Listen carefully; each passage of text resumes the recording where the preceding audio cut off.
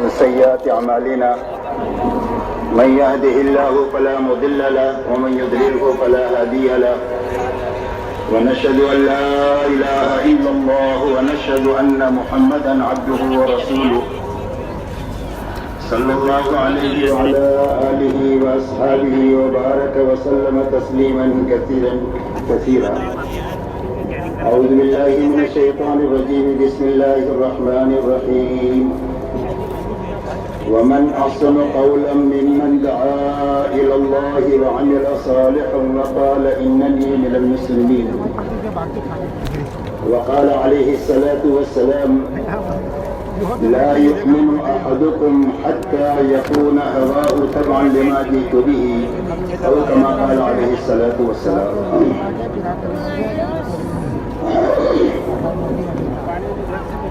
میرے محترم بزرگوں دوستوں، پہلی درخواست تو آپ سے یہ ہے کہ جو حضرات چل پھر رہے ہیں وہ جہاں پر جگہ مل جائے وہاں بیٹھ جائیں.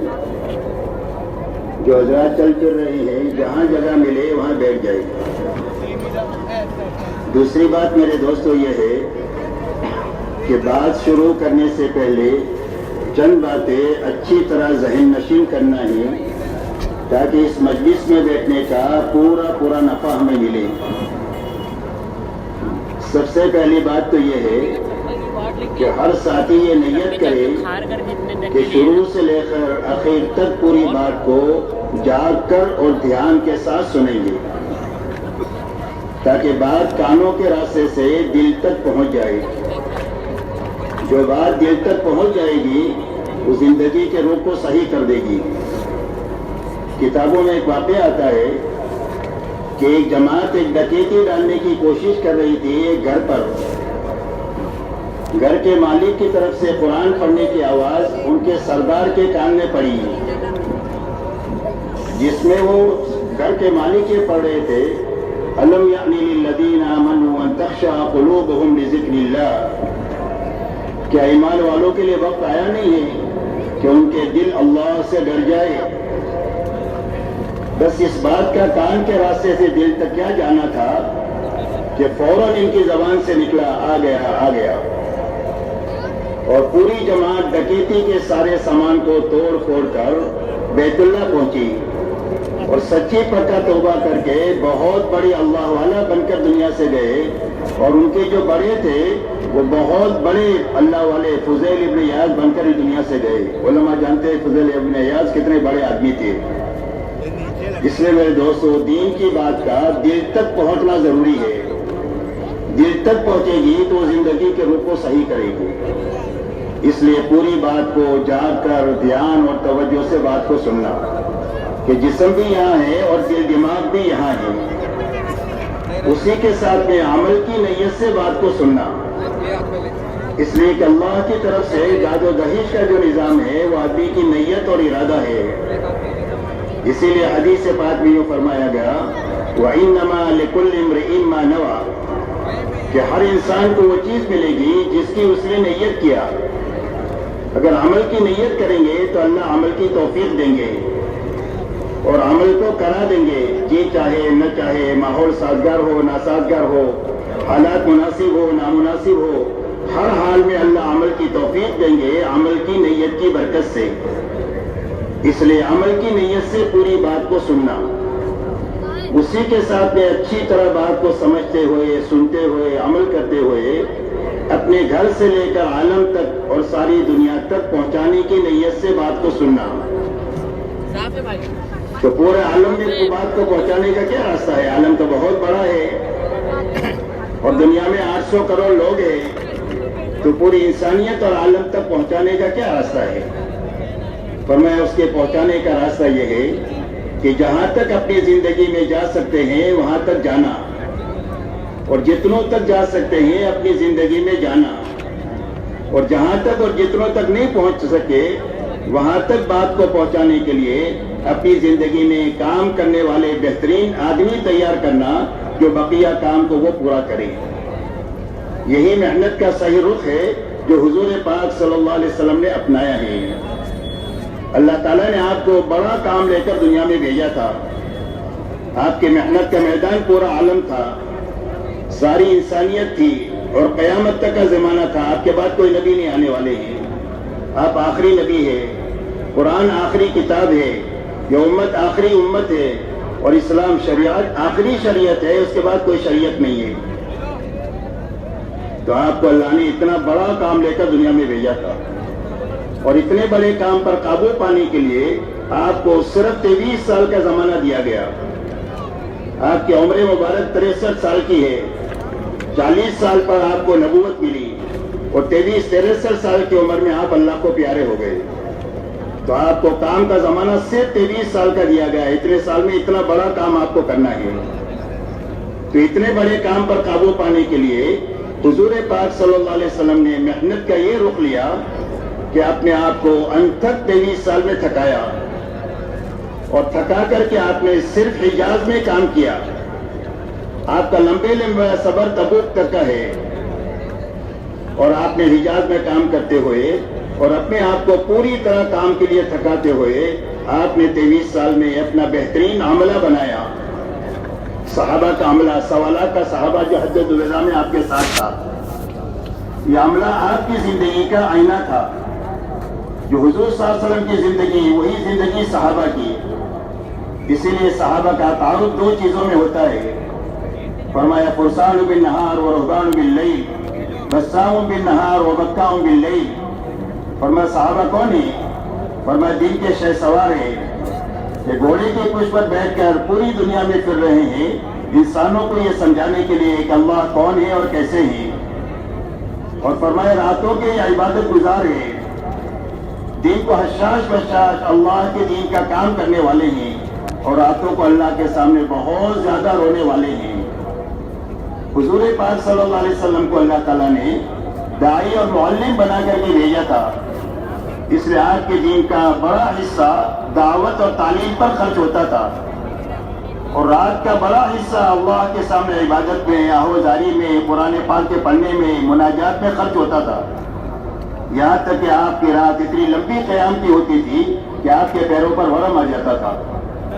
یہ آپ کی رات ہے، یہ آپ کا دین ہے. یہ دونوں چیزیں آپ کے صحابہ میں منتقل ہوئی. اس لیے میرے دوستوں، کام کا صحیح رخ یہ ہے کہ خود کرتے ہوئے یہ بہترین کام کرنے والے آدمی تیار کرنا، یہ محنت کا صحیح رخ ہے جو حضور صلی اللہ علیہ وسلم نے قائم فرمایا. پھر صحابہ نے تابعین کو تیار فرمایا، لاکھوں تابعین کو، اور تابعین نے تابعین کو لاکھوں کروڑوں کی تعداد میں تیار فرمایا. اور اس کے بعد اللہ تعالیٰ نے اولیاء اللہ کا سلسلہ چلایا کہ ایک ایک ولی کے ہاتھوں لاکھوں لوگ انسان ایمان میں اور دین میں داخل ہوئے. حضرت خواجہ معین الدین چشتی اجمیری رحمۃ اللہ علیہ کے بارے میں آتا ہے کہ ڈھاکہ سے انہوں نے اجمیر کا ایک سفر کیا جس سفر میں 90 لاکھ لوگ ایمان میں داخل ہوئے. اللہ تعالیٰ نے یہ سلسلہ چلایا. اس کے بعد اللہ نے امت پر اور انسانیت پر رحم فرما کر محنت کا ایسا رخ عطا فرمایا جو رخ حضور صلی اللہ علیہ وسلم کے زمانے میں تھا. آپ کے زمانے میں محنت کا یہ رخ تھا کہ سارے ایمان والے اپنے دین کے بارے میں فکر مند تھے کہ ہمارا دین محفوظ رہنا چاہیے، ہمارا دین پھیلنا چاہیے، پھلنا چاہیے، پھولنا چاہیے. ہر ایک کا ایک ہی جذبہ تھا، مرد کا یہی جذبہ، عورت کا یہی جذبہ، جوانوں کا یہی جذبہ. اور اس دین کے لیے ہم کیا کر سکتے ہیں؟ ہر ایک کا ایک ہی جذبہ تھا. میں جوان ہو کر کیا کر سکتا ہوں؟ میں بوڑھا ہو کر کیا کر سکتا ہوں؟ ایک عورت کی فطرت میں یہ تھا کہ میں اللہ کے دین کے لیے کیا کر سکتی ہوں. 100% ایمان والے اپنے دین کے بارے میں فکر مند تھے. آج کے زمانے میں محنت کا یہ رخ اللہ نے آپ کی برکت سے قائم فرمایا. اللہ تعالیٰ نے وہ محنت کا رخ ہمارے زمانے میں اس محنت کے ذریعے سے چالو فرمایا ہے. اتنا بڑا مجمع یہاں پر جمع ہے، کوئی بھی آدمی نہیں کہہ سکتا ہے کہ میں نوکری کے لیے یہاں آیا ہوں یا کسی سے پیسہ وصول کرنے کے لیے آیا ہوں. پورا مجمع آنے والا صرف اپنے دین کے لیے آیا ہے کہ ہمارا دین ہماری زندگی میں مکمل کیسے ہو جائے، ہمارا گھروں میں دین کیسے زندگی میں آ جائے، ہمارے محلوں میں، شہروں میں، ملکوں میں، عالم میں دین کیسے آئے. اس فکر کو لے کر یہ پورا مجمع آیا ہے. یہ حضور صلی اللہ علیہ وسلم کے زمانے کے کام کا یہی رخ ہے. اور اللہ تعالیٰ نے اتنا طاقتور رخ عطا فرمایا ہے کہ اگر ایک جوان صحیح فکر لے لے کسی کالج میں یا یونیورسٹی میں تو وہ ایک جوان پورے یونیورسٹی کا رخ بدلنے کا ذریعہ بن جائے. اگر ایک گاؤں کا ایک معمولی آدمی گاؤں میں صحیح فکر لے لے تو پورے گاؤں کا رخ صحیح فرما دے گے، اور اگر کسی شہر میں کوئی آدمی ایک صحیح فکر لے لے تو پورے شہر کا رخ صحیح کر دے گے، اور اگر کسی ملک میں کوئی فکر مند آدمی چلا جائے صحیح محنت کرنے والا تو پورے ملک کا رخ طے فرما دے۔ آپ کو دنیا میں اس کی مثالیں ملیں گی، اس کو تفصیل سے بیان نہیں کر سکتے۔ اس لیے میرے دوستو اللہ نے ایک بڑا کام دیا ہے، اس لیے پورا مجمع اس بات کو طے کرے کہ انشاءاللہ اس کام کو اچھی طرح سمجھنا ہے، اچھی طرح کرنا ہے، اور اچھی طرح کرنے والے آدمی تیار کر کے دنیا سے جانا ہے۔ آدمی کو بانجھ بن کر نہیں بننا چاہیے۔ بانجھ اس عورت کو کہتے ہیں جو زندگی بھر نکاح میں رہے اور ایک بچہ بھی نہیں پیدا ہو، اس کو بانجھ کہتے ہیں۔ ایسا ہی ہمارے زمانے میں اللہ نے دعوت کا عظیم کام چلایا اور ہم کو اس کام کے ساتھ نسبت عطا فرمائی۔ اب ایسے مر جائے کہ ہمارے پیچھے عملہ نہ جائے تو یہ تبلیغی بانجھ پنا اس کو کہتے ہیں۔ اس لیے خود کرنے کا ہے اور کرنے والی آدمی بنانے کا یہ کام ہے۔ اس لیے پورا مجمع ان چیزوں کو اپنے ذہن میں لے کر اس کی نیت اور ارادہ بنا کر کے پوری بات کو سنے اور سمجھے، تاکہ اللہ ہماری مجلس کو ہمارے حق میں نجات کا، خیر کا اور پورے عالم میں خیر کے پھیلنے کا اللہ اس کو ذریعہ فرمائے۔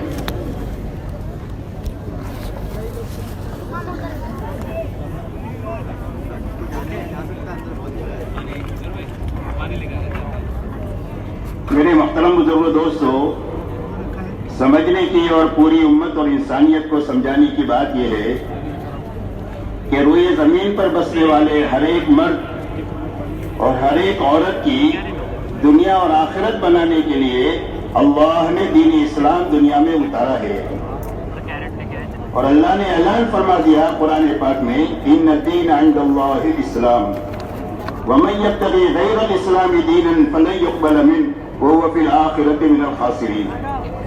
اللہ جل شانہ فرماتے ہیں کہ اللہ کے یہاں جو پسندیدہ طریقہ ہے وہ دین اسلام ہے، اور جو اسلام کے علاوہ اور راستے پر چل کر آئے گا اللہ کے یہاں مقبول نہیں ہوگا، اور اس کی آخرت ہمیشہ ہمیشہ کے لیے اجڑ جائے گی جو اسلام کے علاوہ اور راستے پر لے کر آئے گا۔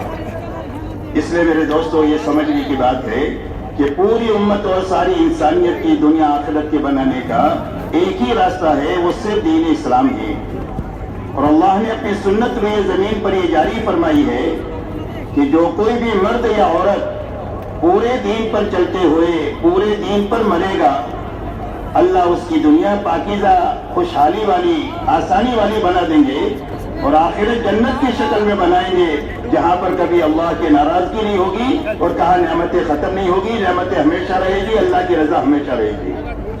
اور جو کوئی بھی بے دینی کے ساتھ زندگی گزارے گا یا بے دینی پر مرے گا، اللہ اس کی دنیا کو تنگ فرما دیں گے۔ دنیا میں بڑے بڑے وسائل ان کے پاس ہوں گے، ملک کے، مال کے، بینک بیلنس کے، لیکن یہ جینے کے بجائے مرنے کو پسند کریں گے۔ اللہ دنیا کی زندگی ایسی تنگ بنا دیں گے، اور آخرت ایسی اجاریں گے جہنم کی شکل میں کہ جس کے بعد کبھی بھی آبادی نہیں ہوگی۔ اللہ کی ایسی سنت ہے جس میں کبھی بھی تبدیلی نہیں ہوگی۔ قرآن پاک میں اللہ تعالیٰ نے جگہ جگہ فرمایا، وَلَن تَجِدَ لِسُنَّتِ اللَّهِ تَبْدِيلًا وَلَن تَجِدَ لِسُنَّتِ اللَّهِ تَحْوِيلًا۔ فرمایا اللہ کی سنت کو کبھی بھی بدلتا ہوا نہیں پاؤ گے۔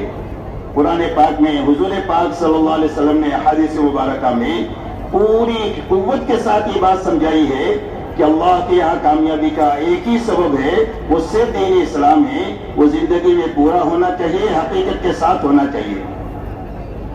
اس لیے میرے دوستو سب سے پہلے ہماری یہ مجلس دین کے سمجھنے کی ہے کہ دین کیا ہے اور پورا دین کیا ہے۔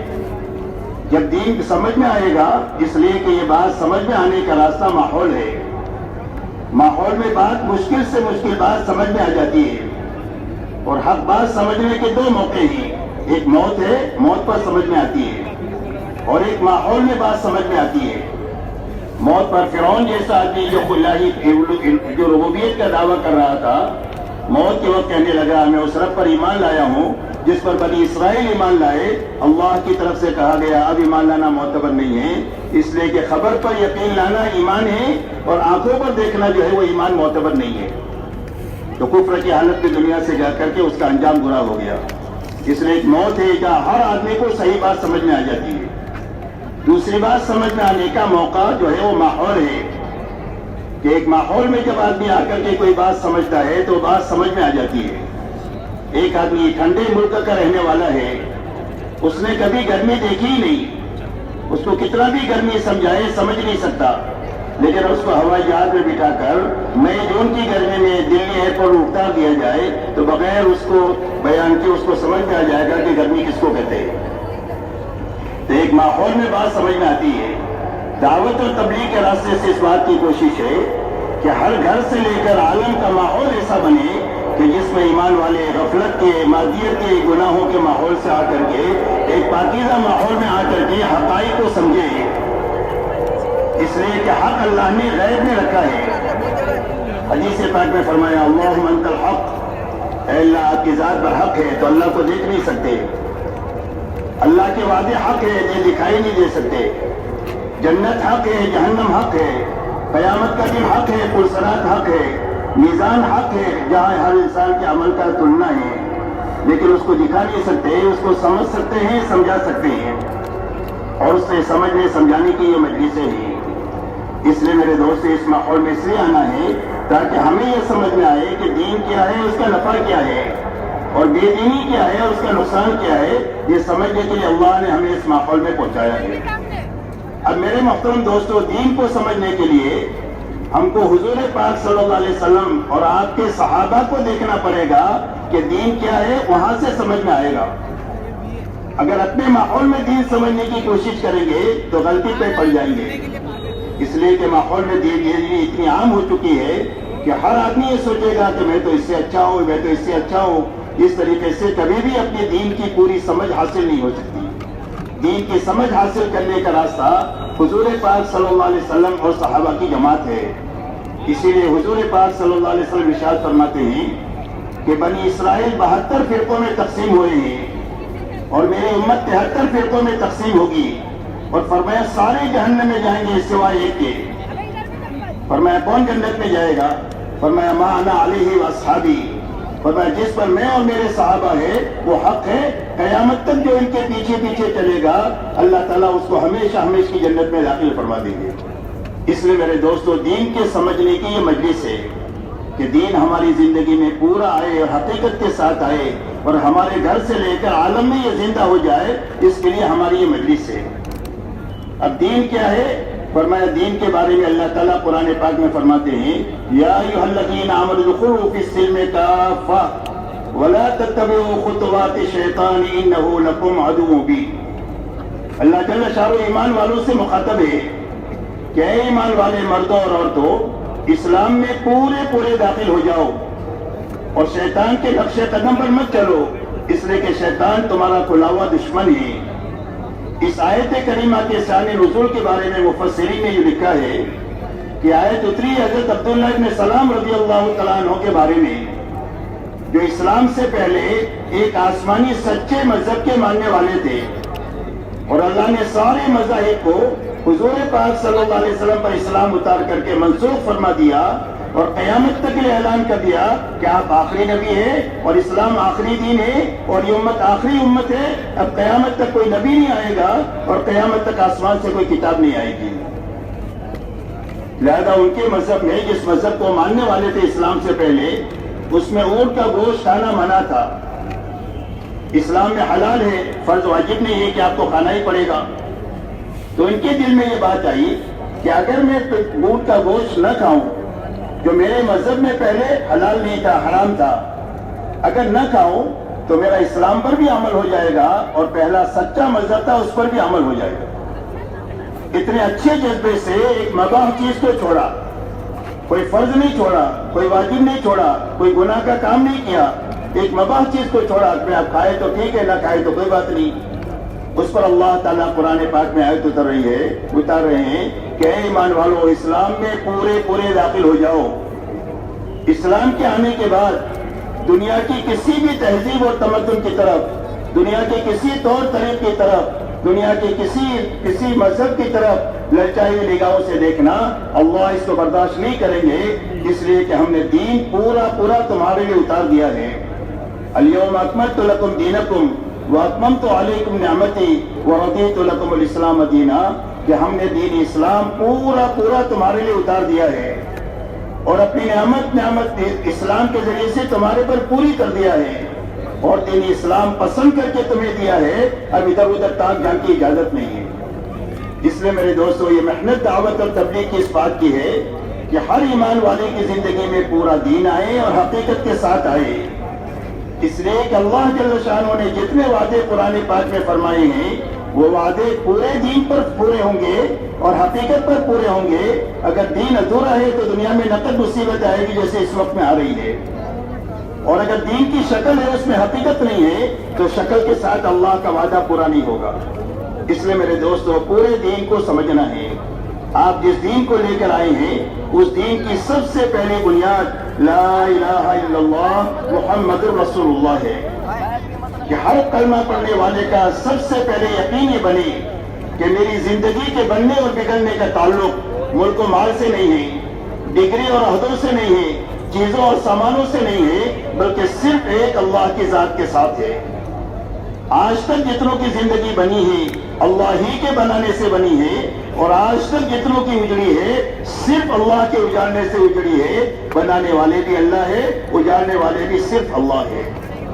آج تک جتنے نبیوں کے ماننے والوں کی بنی اللہ کے بنانے سے بنی، نبیوں کی مخالفین کی جتنوں کی اجڑی اللہ کے اجاڑنے سے اجڑی. اس لیے بنیادی بات ہے سب سے پہلے یقین بنے کہ ہماری زندگی کے بننے بگڑنے کا تعلق ملک و مال سے نہیں ہے، ڈگری و عہدوں سے نہیں ہے، صرف ایک اللہ کی ذات کے ساتھ ہے. اور اللہ کے یہاں زندگی بنانے کا اندھادھند نظام نہیں ہے کہ اس کی بنا دیا اس کی اجاڑ دیا، بلکہ اللہ کے یہاں زندگی کے بنانے کا ایک ہی ذابطہ ہے اور وہ صرف محمد رسول اللہ ہے. فرمایا کس کی زندگی بنے گی؟ فرمایا جو محمدی بن کر جیے گا اور جو محمدی بن کر کے مرے گا اللہ اس کی زندگی کو بنا دیں گے. جھوپڑے میں ہے تو جھوپڑے میں بنا دیں گے اور محل میں ہے تو محل میں بنا دیں گے. اس لیے زندگی بنانے کا ایک ہی ضابطہ ہے اور وہ صرف محمد رسول اللہ ہے. اس لیے جوتا پہننے سے لے کر نماز تک اور شادی بیاہ سے لے کر حکومت کرنے تک اور اپنی زندگی کے ہر حرکت و سکون میں محمدی بن کر کے جینا اور محمدی بن کر کے مرنا یہ زندگی کے بننے کا واحد راستہ ہے. اس کے علاوہ دنیا میں کوئی راستہ نہیں ہے.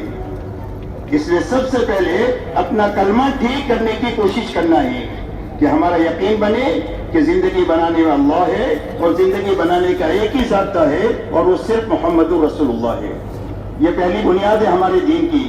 اسی پر انسان کی نجات کا دار و مدار ہے.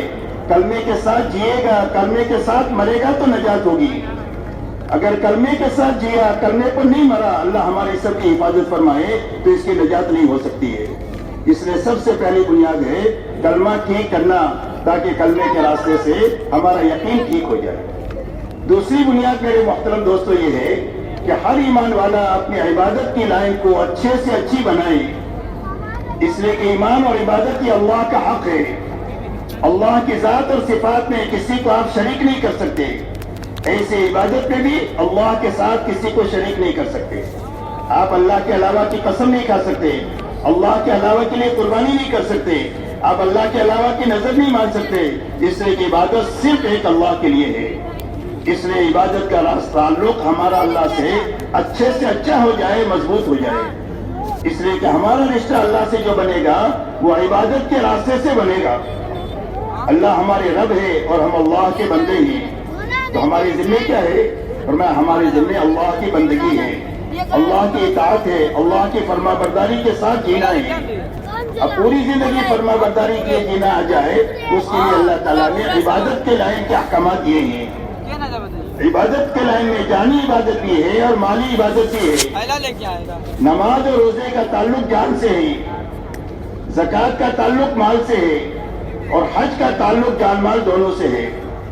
تو عبادت کی لائن ایسی اچھی بنائی جائے کہ اس کے راستے سے ہماری 24 گھنٹے کی زندگی اللہ کی اطاعت اور فرما برداری والی ہے. اس عبادت میں سب سے پہلی عبادت نماز ہے جو ایمان کے بعد اللہ کی طرف سے فرض کی گئی. اور ایمان کے بعد نماز ایسی دی گئی کہ اگر نماز صحیح ہو جائے گی تو پوری زندگی صحیح ہو جائے گی. اللہ والے یہ فرماتے ہیں کہ ایک آدمی کے گھر میں جو روشن دان اور کھڑکی ہوتی ہے خراب دعا وہیں سے باہر جاتا ہے، تازہ ہوا وہیں سے گھر میں آتی ہے. ایسے زندگی میں جتنے رذائل ہیں، جتنی برائیاں ہیں، آہستہ آہستہ جو نکلے گی وہ نماز کے راستے سے نکلے گی، اور اچھائیاں زندگی میں جتنی آئے گی وہ نماز کے راستے سے آئے گی۔ اس لیے محنت اس بات کی کرنی ہے کہ ہر ایمان والا اپنی نماز ایسی اچھی بنائے جو 24 گھنٹے کی زندگی اللہ کی اطاعت و فرما والی بننا اس کے لیے آسان ہو جائے۔ اسی لیے نماز میں زندگی سکھانے کا طریقہ ہے کہ آنکھوں سے کیا دیکھیں گے، زبان سے کیا بولیں گے، کانوں سے کیا سنیں گے، ہاتھ پیر کہاں رکھیں گے، دل دماغ کو کہاں رسائیں گے، یہ سارا سکھانے کے لیے نماز ہے۔ اس لیے اپنی نماز میں حقیقت پیدا کرنے کے لیے سب سے پہلے نماز پر محنت کرنا اس بات کی کہ نماز میں یقین آ جائے کہ زندگی اللہ بنائیں گے اور نماز کے راستے سے بنائیں گے۔ زندگی کے ہر چھوٹے بڑے مسئلے میں ہماری نگاہ اللہ پر جانی چاہیے اور نماز پر جانی چاہیے کہ ہم 2 رکعت پڑھ کر ہمارے اللہ سے کہیں گے ہمارے کام اللہ بنا دے گا۔ تو ایک تو نماز میں یقین آنا چاہیے، دوسرا نماز میں اللہ کے سامنے کھڑے ہونے کا شوق پیدا ہونا چاہیے فضائل کے راستے سے، تیسرا نماز میں فضائل کا، مسائل کا اور سنتوں کا علم آنا چاہیے کہ ہماری نماز سنت کے مطابق ہو اور ہماری نماز مسائل کی رعایت کے ساتھ ہو، اس لیے کہ سنت کے مطابق جو نماز ہوگی وہ اللہ کے یہاں مقبول ہوگی۔ اسی لیے کتابوں میں ایک واقعہ آتا ہے، ایک شاگرد نے اپنے استاد سے یہ کہا کہ میں دیکھنا چاہتا ہوں کہ میری نماز کی کیا شکل بنتی ہے۔ استاد نے کہا اچھی بات ہے، سو گے تو دیکھو گے۔ اس نے سوتے کی حالت میں دیکھا کہ خوبصورت لڑکی ہے لیکن آنکھوں سے اندھی ہے۔ استاد سے آ کر کہا کہ میں نے خواب میں یہ دیکھا۔ تو استاد نے کہا تیری ساری نماز سنت کے مطابق ہے، صرف ایک سنت چھوٹی ہوئی ہے کہ نماز میں آنکھیں کھول کر پڑھنا چاہیے، تو نے آنکھیں کھول کر بند کر کے پڑھی، یہ اندھاپن لڑکی کا یہ سنت کے چھوڑنے کا اثر ہے۔ اس لیے اپنی نماز کو سنت پر اور مسائل کی رعایت پر لانے کے لیے علم کو حاصل کرنا، اسی کے ساتھ اللہ والا دھیان پیدا کرنا کہ نماز ایسی پڑھے کہ میں اللہ کو دیکھ رہا ہوں اور اللہ مجھے دیکھ رہے ہیں، اور اگر یہ پیدا نہ ہو تو اتنا تو ضرور پیدا ہونا چاہیے کہ اللہ تو مجھے دیکھ ہی رہے ہیں۔ اسی کے ساتھ میں اپنے نماز میں اللہ کو راضی کرنے کی نیت آئے کہ ہر حال میں نماز اچھے سے اچھی پڑھے، اکیلا ہو، مجمع میں ہو، رات کے اندھیرے میں ہو، دن کے اجالے میں ہو، اچھے سے اچھی نماز پڑھے کہ جس سے اللہ راضی ہو جائے۔ تو اپنی نماز بنانے کی محنت کرتے ہوئے اپنی زندگی گزارنا، اسی کے ساتھ میں اپنے روزے کو ایسا اچھا بنانا کہ جس طرح حلال سے بچے ہیں حرام سے بچنے کی طاقت پیدا ہو جائے۔ اسی لیے روزے کی غرض یہی بتلائی گئی کہ اللہ نے تم سے پہلوں پر بھی روزے فرض کیے تھے، تمہارے پر فرض کیے ہیں تاکہ تمہارے اندر تقویٰ پیدا ہو جائے، یعنی حرام سے بچنے کی طاقت پیدا ہو جائے کہ جس طرح حرام سے بچے ہیں پوری زندگی حرام سے بچتے ہوئے اپنی زندگی گزارنا آ جائے۔ یہ طاقت پیدا کرنے کے لیے اللہ نے تقویٰ روزے عطا فرمائے، اور تقویٰ زندگی میں آ جائے گا تو اللہ تعالیٰ الجھنوں پریشانیوں سے نکال دیں گے، روزی ایسی جگہ سے دیں گے جہاں سے وہم و گمان نہیں ہوگا، دنیا کے کاموں کو اللہ آسان فرما دیں گے، آدمی نیکی کرے گا تو وزن بڑھا دیں گے، غلطی ہوگی تو اللہ معاف کر دیں گے۔ یہ سارے فضائل جو ہے وہ تقوی کے ساتھ ہے، اور تقوی زندگی میں جو آئے گا فرمایا وہ روزے کی برکت سے زندگیوں میں آئے گا۔ اس لیے اپنے روزے اچھے سے اچھے بنانا، اسی کے ساتھ میں علماء سے پوچھ کر زکوٰۃ کے مسائل کو معلوم کرنا کہ ہمارے پاس، ہماری عورتوں کے پاس یہ سامان ہے، زکوٰۃ فرض ہے یا نہیں ہے، تاکہ فرض ادا ہو جائے۔ اس لیے کہ زکوٰۃ ادا نہیں ہوگی تو یہ مال قیامت کے دن گنجا سانپ بن کر کے آدمی کے گلے میں لٹکایا دیا جائے گا جو اس کو ڈستا رہے گا، اور سانپ اور بچھو بنا کر کے اس کو ڈسیں گے اور جہنم کی آگ میں تپا کر اس کے سونے چاندی کو، اس کی پیشانی اور پیٹھ کو داغا جائے گا۔ اس لیے کہ زکوٰۃ جو ہے اللہ تعالیٰ نے نماز کے ساتھ بیان فرمایا قرآن میں جگہ جگہ پر، اس لیے زکوٰۃ کو معلوم کر کے اس کی ادائیگی کے ساتھ میں جینا تاکہ ہماری دلوں کا بخل ختم ہو جائے اور ہمارے اندر سخاوت پیدا ہو جائے۔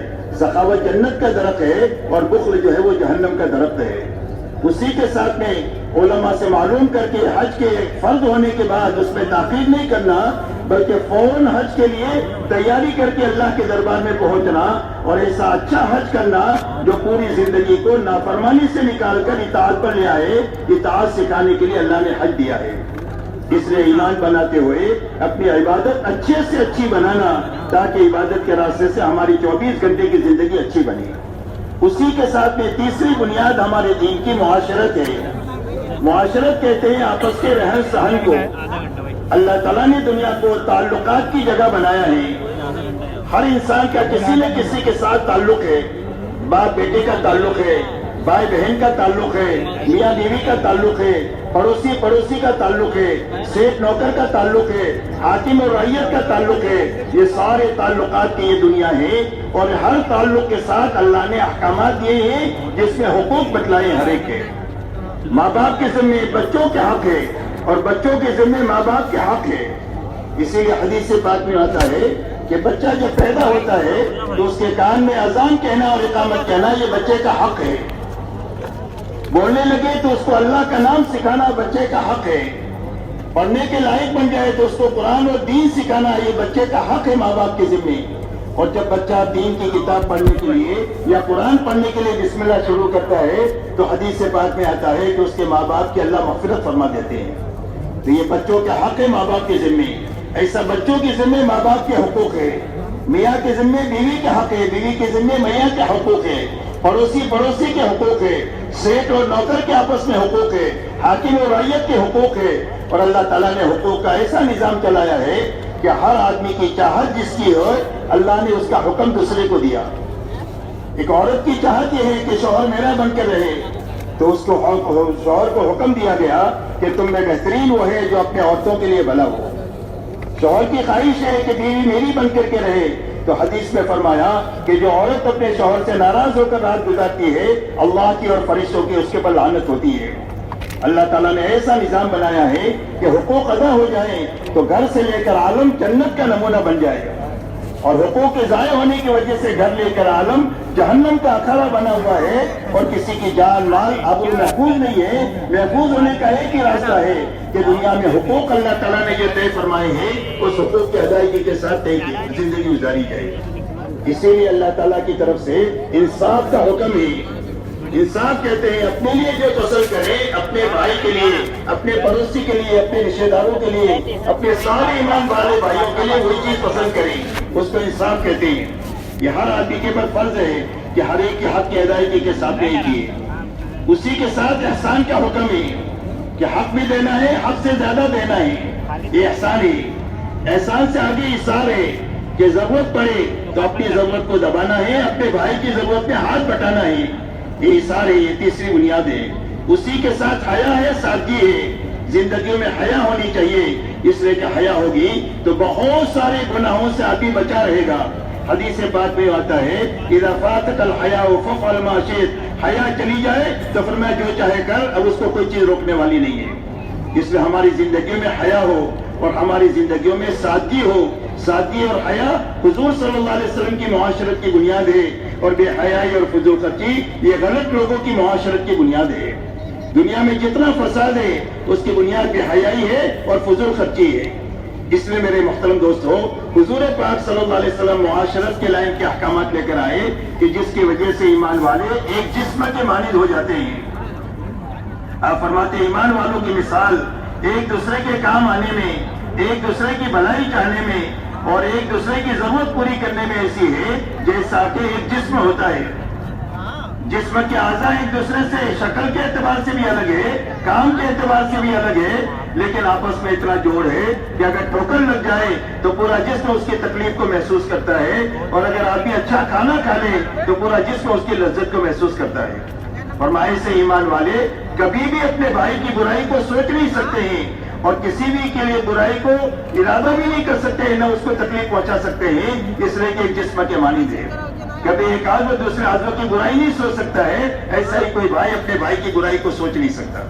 اس لیے میرے دوستو، حضور پاک صلی اللہ علیہ وسلم جس مبارک دین کو لے کر آئے ہیں اس کی سب سے پہلی بنیاد ایمان ہے. حضور صلی اللہ علیہ وسلم کی سچی پکی اتباع ہے. اپنی 24 گھنٹے کی زندگی صحیح بنانے کے لیے عبادت کی لائن کو صحیح کرنا ہے، اپنی معاشرت کو پاکیزہ بنانا ہے تاکہ اس کے ذریعے سے آپس میں محبتیں زندہ ہو، نفرتیں ختم ہو، دشمنیاں ختم ہو. اسی کے ساتھ میں چوتھی بنیاد ہمارے دین کی اپنی ضرورتوں کو حلال طریقے سے حاصل کرنا ہے. اس لیے کہ دنیا کو اللہ نے ضرورت کی پوری کرنے کی جگہ بنایا ہے، اور خواہشات کی پوری کرنے کے لیے اللہ نے جنت بنائی ہے. دنیا میں کسی بھی آدمی کی خواہش پوری نہیں ہو سکتی، کتنا ہی بڑا ہو کتنا ہی چھوٹا ہو، اس لیے کہ خواہشات لامحدود ہے اور دنیا محدود ہے. تو یہاں پر کسی کی بھی خواہش نہیں پوری ہو سکتی. اس لیے خواہشات کی پوری کرنے کے لیے اللہ نے جنت بنائی ہے، اور یہ دنیا ضرورت کی پوری کرنے کی جگہ ہے، اور ہر انسان کی 5 ضرورتیں ہیں، کھانا ہے، کپڑا ہے، مکان ہے، سواری ہے اور شادی ہے۔ یہ 5 ضرورتیں ہر انسان کی ہیں۔ ان ضرورتوں کے حاصل کرنے میں حلال راستہ اختیار کرنا، حرام سے اپنے آپ کو بچانا، سنت طریقے پر پورا کرنا، اسراف سے بچانا، یہ تعلیمات ہے۔ اس لیے کہ حلال اور حرام کی تاثیر ایسی ہے جیسا کہ کھانے کی ہوتی ہے۔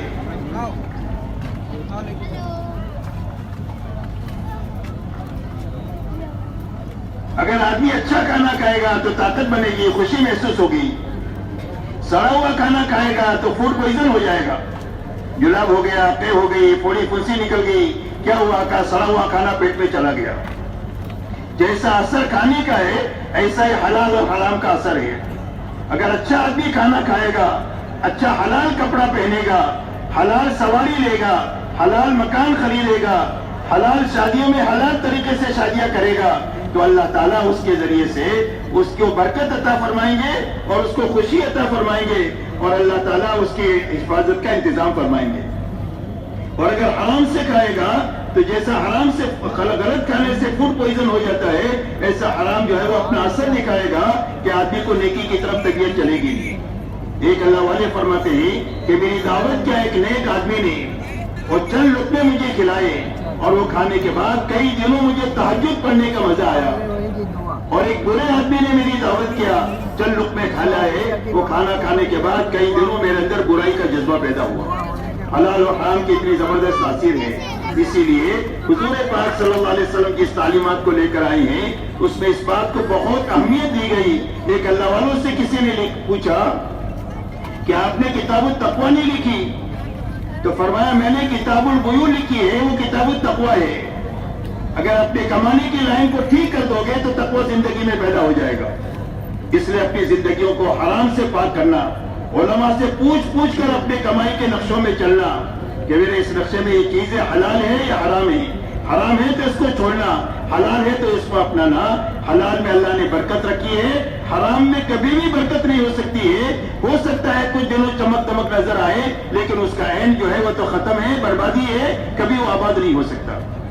اسی لیے آپ دیکھو جتنے حلال جانور ہیں سال بھر کھائے جاتے ہیں، بقرعید میں کھائے جاتے ہیں، لیکن جتنے آپ کو چاہیے 500 سے لے کر ہزاروں تک وہ آپ کو مل جائیں گے۔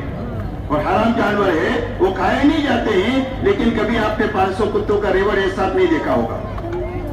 اس لیے کہ حرام میں برکت نہیں ہے، حلال میں اللہ نے برکت رکھی ہے۔ اس لیے اپنی ضرورتوں کے حاصل کرنے میں حلال راستہ اختیار کرنا، حرام سے اپنے آپ کو بچانا، سنت طریقہ اپنانا، اسراف سے اپنے آپ کو بچانا۔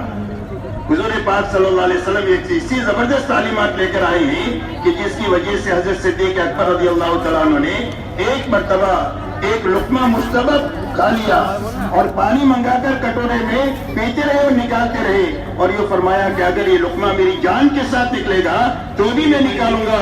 اس لیے کہ حضور صلی اللہ علیہ وسلم فرماتے ہیں کہ جس کا بدن حرام مال سے پرورش پائے اس کے لیے جہنم کی آگ بہتر ہے۔ اس لیے میرے دوستو کھانے کمانے کی لائن کو صاف ستھری بنانا، حرام سے اپنے آپ کو نکالنا، حلال پر لانا۔ حلال تھوڑا ہے تو اس میں برکت ہوگی، حرام زیادہ ہے اس میں کبھی بھی برکت نہیں ہو سکتی۔ اسی کے ساتھ میں میرے محترم دوستو جب یہ 4 لائن صحیح ہوگی تو اب اخلاق کے پھل لگیں گے۔ سب سے پہلے کلمہ بننا چاہیے، کلمہ بننے کے بعد عبادت کی لائن ٹھیک ہونی چاہیے، پھر معاشرت میں پاکیزگی آنی چاہیے، اور ہماری زندگیوں کی کمائیوں میں حلال حرام کی رعایت آنی چاہیے۔ جب یہ 4 لائنیں صحیح ہوگی تو اب اس کے اوپر اخلاق کے پھل لگیں گے۔ اور درخت پر پھل لگتے ہیں تو درخت کی قیمت لگتی ہے، اور بغیر پھل کے اس درخت کی کوئی قیمت نہیں۔ اب جب پھل لگے تو اس کی قیمت لگے گی۔ اس لیے فرمایا کہ اخلاق، حضور پاک صلی اللہ علیہ وسلم صحابہ کو دنیا میں جو پھرے ہیں وہ ایمان، اعمال اور اخلاق کے ساتھ پھرے ہیں، جس میں ساری انسانیت کے قلوب کو اللہ کی طرف اور دین کی طرف اور آخرت کی طرف پھیرا جائے۔ اس لیے اپنی اخلاقی زندگی کو اچھے سے اچھی بنانا۔ اخلاقی زندگی اچھی بنانے کے معنی یہ ہے کہ کسی کو بھی ہمارے سے تکلیف نہ پہنچے، ہر ایک کو ہمارے سے راحت پہنچے۔ اسی لیے حضور پاک صلی اللہ علیہ وسلم ارشاد فرماتے ہیں کہ تم میں سب سے زیادہ کامل ایمان والا وہ ہے جو سب سے زیادہ اچھے اخلاق والا ہے۔ اور یہ فرمایا جنت میں اکثر لوگ جو جائیں گے وہ تقوی کی وجہ سے جائیں گے، تقوی کی وجہ سے جائیں گے اور اچھے اخلاق کی وجہ سے جائیں گے، اور اکثر لوگ جہنم میں زبان کی لفظ سے اور شرمگاہ کی لفظ سے جائیں گے۔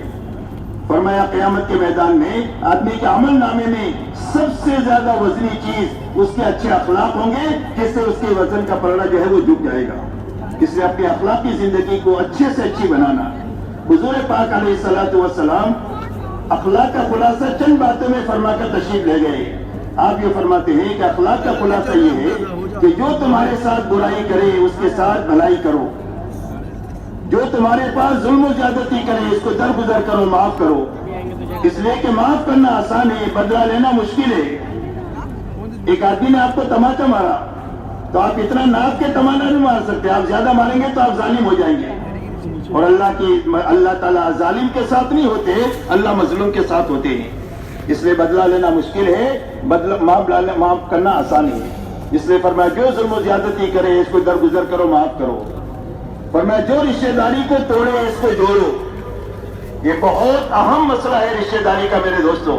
حدیث پاک میں فرمایا گیا کہ قیامت کے دن صلہ رحمی اللہ سے کہے گی کہ اللہ جس نے مجھے جوڑا اپنی رحمت سے جوڑ دے، اور جس نے دنیا میں مجھے توڑا اپنی رحمت سے اس کو توڑ دے۔ اس لیے قطع رحمی کرنے والوں کی تو شب قدر میں بھی اور لیلۃ القدر میں بھی اور بیت اللہ میں بھی ان کی دعا قبول نہیں ہوتی ہے۔ اس لیے فرمایا ہر آدمی اپنی رشتہ داری کو ہر حال میں نبھا کر زندگی گزارے۔ کوئی بھی توڑنے کی کوشش کرے تو ہم جوڑنے کی کوشش کریں۔ ہر حال میں رشتہ داری کو نبھانا، چاہے اس کے لیے کتنا ہی ہم کو جھیلنا پڑے، کتنا ہی ہم کو برداشت کرنا پڑے۔ فرمایا جو تم کو کبھی چائے پانی کا نہ پوچھے اس کو کھلاؤ پلاؤ۔ فرمایا اولین اور آخرین کے اخلاق ہے۔ حضور پاک صلی اللہ علیہ وسلم ان اخلاق کے ساتھ میں بھیجے گئے ہیں۔ اسی لیے آپ اندازہ لگائیں کہ جب آپ فاتحانہ طور پر مکہ مکرمہ میں داخل ہوئے ہیں، جس مکہ مکرمہ والوں نے آپ کے راستے میں کانٹے بچھائے تھے، آپ کے پر اونٹ کی ہوٹ ڈالی تھی، آپ کی بیٹی حضرت زینب کو نیزہ مارا تھا، آپ کے خباب خبیب کو، عمار یاسر کو، سمیہ کو تکلیف اور شہید کیا تھا، ان سب کو جب پر قابو آیا ہے تو آپ نے فرمایا یہ بتاؤ میں تمہارے ساتھ کیا معاملہ کروں گا؟ انہوں نے کہا خل کریم و ابن کریم وکیم کریم۔ فرمایا آپ تو بھلے ہیں اور بھلوں کی اولاد ہیں، ہم آپ سے بھلائی کی امید رکھتے ہیں۔ آپ نے فرمایا میں تمہارے ساتھ وہ معاملہ کروں گا جو میرے بھائی یوسف نبی نے اپنے بھائیوں کے ساتھ معاملہ کیا تھا، کہ جن بھائیوں نے کنویں میں ڈالا اور جیل میں جانا پڑا اور الزام ان کے اوپر لگا، ساری تکلیفیں جن کے اوپر آئی، جب بھوکے ان کے پاس پہنچے ہیں تو انہوں نے فرمایا لا تصریب علیکم اليوم، تمہارے پر کوئی لعن تان نہیں، ہم نے تم کو معاف کر دیا، اللہ تم کو معاف کر دے۔ فرمایا میں تمہیں معاف کرتا ہوں، انتم الطلقاء، جب تم سارے کے سارے آزاد ہو۔ مکہ والے کہہ رہے ہمیں ایسا لگ رہا تھا کہ ہم اپنی قبروں سے اٹھے اور ہم کو نئی زندگی ملی ہے۔ اس لیے میرے محترم دوستو، آپ ایک زندگی لے کر آئے ہیں اخلاقی، جس کے ذریعے سے پوری انسانوں کو اللہ کی طرف متوجہ کیا ہے، اور آپ نے اپنے جہامانے کی جہالت کو اخلاق کے ذریعے سے کاٹا ہے۔ اسی کے ساتھ حضور پاک صلی اللہ علیہ وسلم جس مبارک زندگی کو لے کر آئے، اس میں ہر انسان کی منزل آخرت بنائی اور اللہ بنایا۔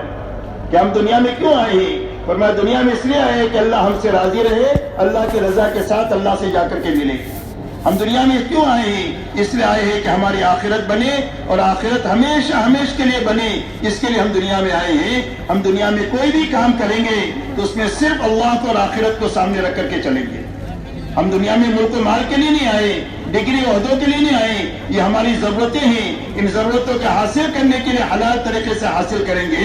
باقی ہمارا مقصد اللہ ہے اور ہمارا مقصد آخرت ہے، کہ اللہ راضی ہو جائے، ہماری آخرت مل جائے۔ اس لیے میرے دوستو، آپ ایک مبارک زندگی کو لے کر آئے ہیں، وہ زندگی ہماری اور پوری امت کی کامیابی کی ضامن ہے۔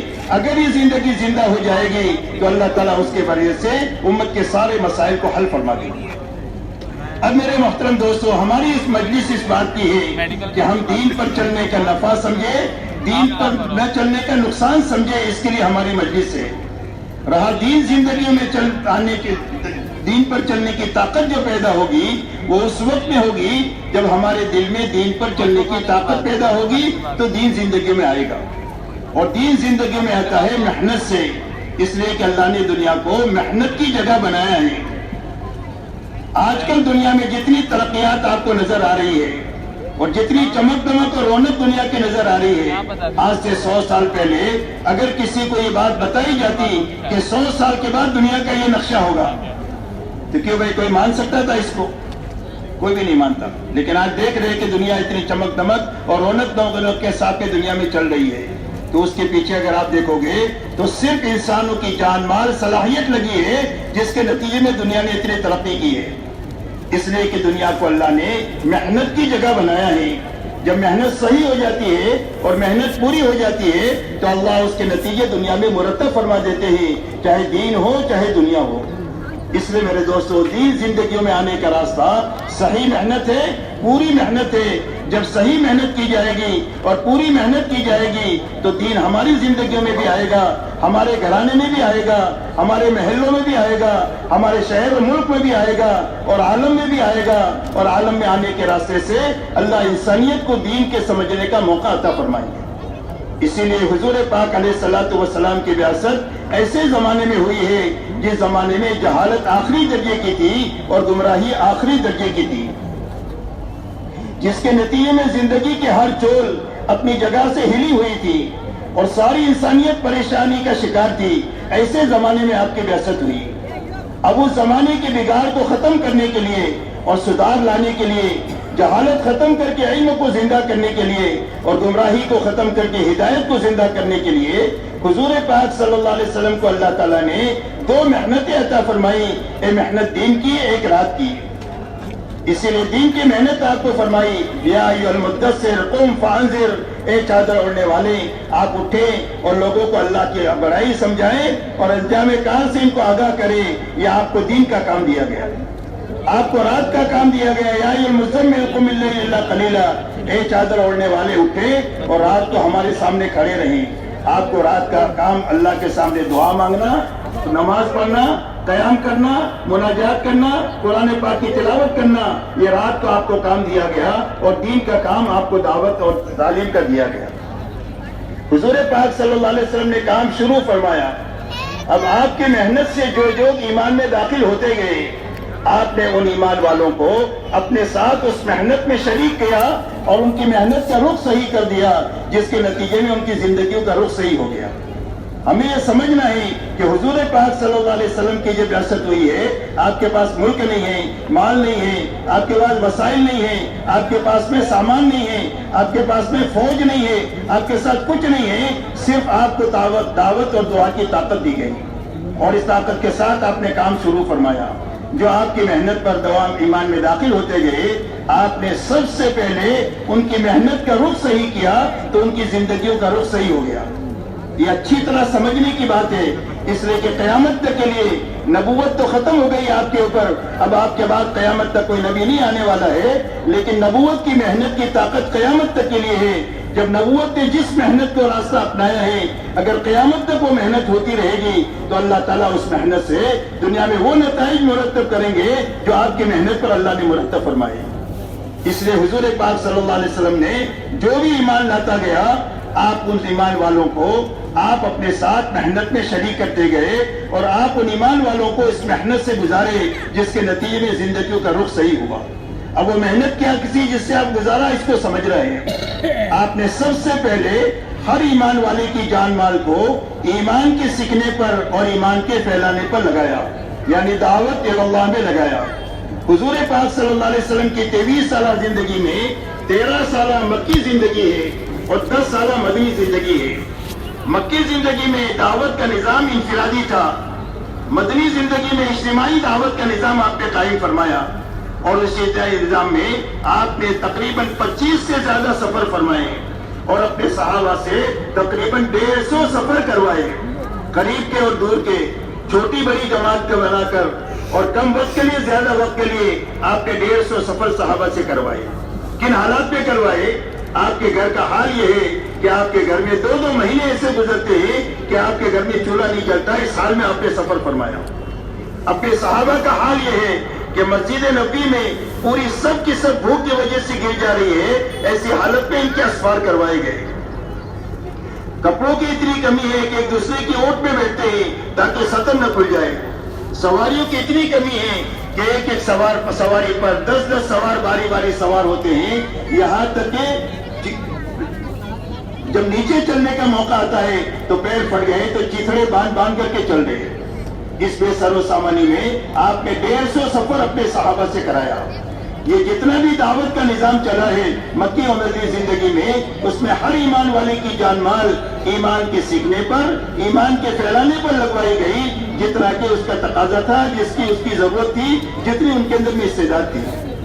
اسی کے ساتھ میں ہر ایمان والے کی جان مال عبادت پر لگوائی گئی کہ عبادت میں حقیقت پیدا ہو جائے، کہ نماز اس کو بے حیائی سے روک دے، زکوٰۃ اس کے اندر میں بخل کو ختم کر دے، زکوٰۃ اور حج اور روزہ اس کے اندر میں تقویٰ پیدا کر دے، اور حج کامل اطاعت پیدا کر دے۔ غرض یہ کہ ہر ایمان والا اپنی جان مال اپنی عبادت میں حقیقت پیدا کرنے میں لگائے، جتنا اس کا تقاضا ہے اتنی جان مال ان کی لگوائی گئی۔ تیسرا، ہر ایمان والا اپنی جان مال اخلاق پر لگائی، اللہ کی مخلوق کو راحت پہنچانے پر، کہ اللہ کی مخلوق کو راحت پہنچے، اس کے لیے میری جانی طاقت بھی لگے اور میری مالی طاقت بھی لگے، اور اتنی لگے جتنا اس کی ضرورت ہے، جتنا اس کا تقاضا ہے، جتنا ان کے بس میں ہے۔ اسی کے ساتھ میں ہر ایمان والا اپنی جان مال کو اپنی ضرورتوں کے حاصل کرنے میں اور اپنے متعلقین کی ضرورتوں کے حاصل کرنے میں بھی لگائے، اس لیے کہ ہر انسان کی 5 ضرورتیں ہیں، اپنی بھی اور ہمارے متعلقین کی۔ اسلام کا مزاج یہ نہیں ہے کہ کرو یا مرو، بلکہ اسلام آپ کو آسانی دینے کے بعد حکم دیتا ہے، پہلے مال دیتا ہے، پھر زکوٰۃ کا حکم دیتا ہے، پہلے سہولتیں دیتا ہے، پھر حج کا حکم دیتا ہے، پہلے سحری کھلاتا ہے، پھر روزہ رکھنے کا حکم دیتا ہے۔ ایسے ہی اللہ کی طرف سے محنت کا بھی ایسا نظام دیا گیا ہے کہ جس میں ہماری ضرورتیں حاصل بھی ہوتی رہے، پوری بھی ہوتی رہے، اور اللہ کے دین کا کام بھی ہوتا رہے۔ اسی لیے آپ نے امت کی جان مال کو اپنی اور اپنے متعلقین کی ضرورت کے حاصل کرنے میں بھی لگایا، پوری کرنے میں بھی لگایا، لیکن بقدر ضرورت لگایا، اسراف سے بچ کر کے لگایا۔ یہ محنت کا رخ آپ نے پوری امت میں قائم فرمایا کہ ہر ایمان والا اپنی جان مال ایمان کو سیکھنے میں، ایمان کے پھیلانے پر لگائے، اپنی عبادت میں حقیقت پیدا کرنے پر اپنی جان مال لگائے، اپنی جان مال اخلاق پر انسانوں کو فائدہ پہنچانے پر لگائے، اور اپنے اور اپنے متعلقین کی ضرورتوں کے حاصل کرنے میں، پورا کرنے میں بھی لگائے، لیکن اسراف سے بچ کر کے لگائے، اور بقدر ضرورت لگائے۔ یہ محنت کا رخ آپ نے امت میں قائم فرمایا، جس کی وجہ سے ہر فرد امت میں پورے دین پر چلنے کی طاقت پیدا ہو گئی۔ دوسرا، محنت کا وہ رخ زندگی میں قائم ہو گیا جو اللہ کے یہاں پسندیدہ تھا، جس کے نتیجے ہر فرد امت میں 2 چیزیں زندہ ہوئی۔ ایک تو پورا دین اپنے حقیقت کے ساتھ زندہ ہوا کہ جو قرآن میں ہے وہی زندگی میں ہے، جو کرنے کے حکم اللہ نے دیے ہیں وہ سارے زندگیوں میں، جتنے بچنے کے لائن کے احکامات ہیں اس میں زندگیاں پوری طرح بچی ہوئی۔ جن صفات سے متصف ہونے کے لیے کہا ہے ساری زندگی اس سے متصف ہے، جن صفات سے رذائل سے بچنے کا حکم ہے اس سے زندگیاں بچی ہوئی ہے۔ جو کچھ قرآن میں ہے وہ زندگی میں ہے، پورا دین اپنے حقیقت کے ساتھ زندہ ہو گیا۔ دوسرا، محنت کی وہ شکل زندہ ہو گئی کہ جو اللہ کے یہاں پسندیدہ تھی، اور اللہ کے یہاں محنت کی یہ شکل پسندیدہ ہے کہ ہر ایمان والا اپنی جان مال کو اللہ کے حکم پر اور اللہ کے دین کی محنت کے تقاضے پر بقدر ضرور لگاتے ہوئے اپنی منمانی کو چھوڑے اور اپنے دنیاوی تقاضوں کو آگے پیچھے کرے۔ یہ محنت کا رخ امت کا قائم ہوا، جس کے نتیجے میں اللہ نے صرف 23 سال میں 650 سال کی جہالت و گمراہی کو ختم فرمایا۔ حضرت عیسیٰ علیہ السلام اور حضور صلی اللہ علیہ وسلم کے بیچ میں 650 سال کا زمانہ ہے جس میں کوئی نبی نہیں آئے، جس کی وجہ سے انسانوں میں جہالت اور گمراہی آخری درجے کی تھی۔ یہ ساری جہالت اور گمراہی ختم ہو کر کے ایک ایسا مجمع تیار ہو گیا کہ جس مجمع کے ہاتھوں دنیا میں حق زندہ ہو اور پوری دنیا میں اللہ کا کلمہ بلند ہو جائے۔ آپ جانتے ہیں کہ 23 سالہ دور نبوت کے نتیجے میں اس مجمع کے پاس میں دنیاوی اعتبار سے کوئی بھی وسائل نہیں ہے، لیکن اللہ تعالیٰ نے صرف 23 سال میں حق کو دنیا میں زندہ فرمایا، اور خلافت راشدہ کے 30 سالہ دور میں دنیا کے کونے کونے میں اللہ کے کلمے کو بلند کر دیا۔ اللہ تعالیٰ نے وہ طاقت محنت کے اس رخ میں رکھی ہے جس محنت کو حضور صلی اللہ علیہ وسلم لے کر دنیا میں تشریف لائے۔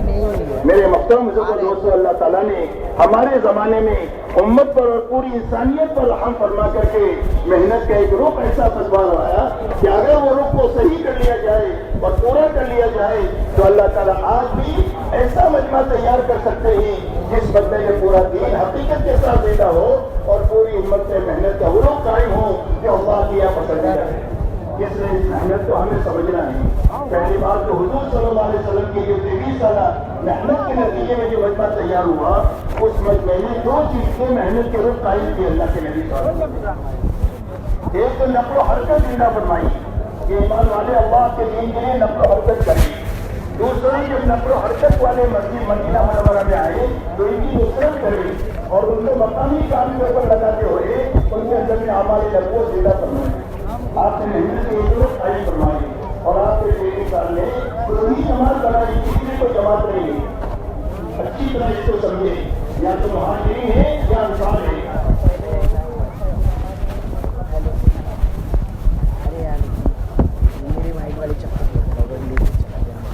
اور یہ دونوں جماعتیں سچی جماعتیں ہیں جن کو قرآن نازل ہے, سچا شاعر ہے. یہ مہاجرین بھی سچے ہیں اور انصار بھی سچے ہیں. اور قیامت تک ایمان والوں کے لیے حکم ہے, یا ایھا الذین آمنوا اتقوا اللہ وکونوا مع الصادقین. سارے ایمان والوں کو قیامت تک کے لیے حکم ہے کہ اللہ سے ڈر کر زندگی گزارو اور ان سچے لوگوں کے پاس کے ساتھ رہو. مولانا الیاس صاحب رحمۃ اللہ علیہ فرماتے تھے کہ ایک آدمی نقل و حرکت میں بھی نہیں ہے اور ایک آدمی مقامی محنت میں بھی نہیں ہے تو کیسا مسلمان ہے؟ مسلمان کے کرنے کے یہی کام ہے کہ جب اللہ کے دین کا تقاضا ہو تو اللہ کے دین کے لیے نقل و حرکت کرے, اور جب نقل و حرکت سے واپس آ جائے تو اپنے گھر کاروبار کے ساتھ میں اللہ کے دین کا کام کرے. اس لیے میرے محترم دوستوں, اللہ تعالیٰ نے پوری امت پر رحم فرما کر محنت کا عروج جو حضور صلی اللہ علیہ وسلم نے 23 سال میں قائم فرمایا تھا, اللہ نے ہمارے زمانے میں اس کو وجود بخشا ہے. اس لیے اس دونوں محنتوں کے ذریعے سے ہر ایمان والوں کو اس محنت میں لگنا ہے. اس لیے کہ تبلیغی جماعت کوئی جماعت نہیں ہے, کوئی گروپ نہیں ہے, کوئی پارٹی نہیں ہے, کوئی تنظیم نہیں ہے, یہ ایک محنت ہے. اس لیے کہ دین ہر ایک کے لیے ضروری ہے اور دین کی محنت بھی ہر ایک کے لیے ضروری ہے. اس لیے کوئی گروپ پارٹی نہیں ہے, بلکہ پوری امت کو اس بات کی دعوت ہے کہ ہر ایمان والا اپنے دین میں کمال پیدا کرنے کے لیے اور اپنے دین میں حقیقت پیدا کرنے کے لیے اپنے آپ کو اس محنت میں لگاتے ہوئے اپنے دین میں کمال پیدا کرے اور اپنے دین میں حقیقت پیدا کرے. اس لیے میرے دوستوں ایک محنت ہے, اس محنت میں پوری امت کو لگنے کی دعوت ہے. اب سب سے پہلے یہ سمجھنا ہے کہ ان دونوں محنتوں سے کیا چیز مطلوب ہے. سب سے پہلی بات سمجھنے کی یہ ہے کہ ان دونوں محنتوں سے جو مقصود ہے کہ ہر ایمان والے کی زندگی میں سب سے پہلے دین پر چلنے کی طاقت پیدا ہو جائے. اس لیے کہ طاقت پیدا ہوگی تو دین زندگی میں آئے گا. صرف معلومات سے زندگی میں دین نہیں آتا, وسائل سے زندگی میں دین نہیں آتا. آج معلومات کی کمی نہیں ہے, وسائل کی کمی نہیں ہے. معلومات بھی بہت ہے, وسائل بھی بہت ہے. مسجد بھی ہے, مدرسہ بھی ہے, علماء بھی ہے, ہر زبان میں دینی کتابیں بھی ہے. ایسا ہی حلال حرام بھی معلوم ہے, لیکن زندگی میں دین پر چلنے کی طاقت پیدا ہوگی تو زندگی میں دین زندہ ہوگا. اور جب دین زندگی میں عملی طور پر آئے گا تو اس کی قوت دنیا میں ظاہر ہوگی. معلومات سے اس کی طاقت ظاہر نہیں ہوتی, وسائل سے اس کی طاقت ظاہر نہیں ہوتی, بلکہ عملی طور پر زندگی میں آنے سے دین کی طاقت جو ہے وہ ظاہر ہوتی ہے. اس لیے پہلی غرض اس محنت سے یہ ہے کہ ہر محنت کرنے والے کی زندگی میں اس محنت کے ذریعے سے دین پر چلنے کی طاقت پیدا ہو. تو دین پر چلنے کی طاقت کب پیدا ہوگی؟ دین پر چلنے کی طاقت اس وقت پیدا ہوگی جب اس محنت کے ذریعے سے ہر محنت کرنے والے کا دل کا رخ صحیح ہوگا. اس لیے کہ دین کا تعلق دل کے ساتھ ہے اور سارے نبیوں کی محنت کے میدان انسانوں کے دل ہے. سارے نبی دلوں پر محنت کرتے ہیں. حضور صلی اللہ علیہ وسلم ارشاد فرماتے ہیں, الا ان فی الجسد لمضغۃ اذا صلحت صلح الجسد كله واذا فسدت فسد الجسد كله. فرمایا سن لو, انسان کے جسم میں گوشت کا ایک لوتڑا ہے, وہ صحیح ہو جائے تو پورا جسم صحیح ہو جائے, اور وہ بگڑ جائے تو سارا جسم بگڑ جائے. فرمایا وہ انسان کا دل ہے. اس لیے سب سے پہلی محنت دل بنانے کی محنت ہے. اور دل بنے گا جب دل کا رخ اللہ کی طرف ہوگا, اللہ کے حکموں کی طرف ہوگا اور آخرت کی طرف ہوگا. یہ معنی ہے دل کے بننے کے کہ ہم سب کو ناراض کر سکتے ہیں, اللہ کو ناراض نہیں کر سکتے. ہر خوشی غمی میں سب کو چھوڑ سکتے ہیں, اللہ کو نہیں چھوڑ سکتے. اتنا تعلق اللہ سے پیدا ہو جائے, یہ پہلی بات مقصود ہے تبلیغ کی محنت سے, کہ آدمی کے دل کا یہ رخ بنے اور اللہ کے دل میں اللہ کی محبت اتنی پیدا ہو جائے کہ ساری محبتیں اس کے سامنے ہیج ہو جائے. اس لیے کہ دنیا کا ہر انسان 8 چیزوں کے بیچ میں رہتا ہے. قرآن پاک کی آیت کا اللہ نے بیان کیا، قل ان کان آباؤکم، امر تمہارے باپ، تمہارے بیٹے، تمہارے بھائی، تمہاری بیوی، تمہاری برادری، تمہاری تجارت، تمہارے مکانات اور تمہارے مال، یہ 8 چیزیں گنائی ہیں۔ ورنہ اگر ان 8 چیزوں سے اللہ کی محبت کم ہے تو اللہ کے عذاب کا انتظار کرو۔ اور اللہ کی محبت سب سے زیادہ مطلوب ہے، اللہ کے نبی کی محبت سب سے زیادہ مطلوب ہے، اور اللہ کے دین کے کام کی محبت سب سے زیادہ مطلوب ہے۔ اس لیے سب سے پہلے اللہ کی محبت دل میں پیدا ہو جائے، محبت پیدا ہو جائے گی تو اطاعت زندہ ہو جائے گی۔ اللہ کا ڈر دل میں پیدا ہو جائے کہ سب کو چھوڑ سکتے ہیں، اللہ کو ناراض نہیں کر سکتے ہیں، اس لیے کہ اللہ بڑھے اور اللہ کی ساری صفات بھی بڑھے۔ اس لیے اللہ کا ڈر دل میں پیدا ہوگا تو آدمی نافرمانی سے بچ جائے گا۔ یقین اتنا پیدا ہو جائے کہ یقین آدمی کو ہر حال میں اللہ کے حکموں پر جما دے گا۔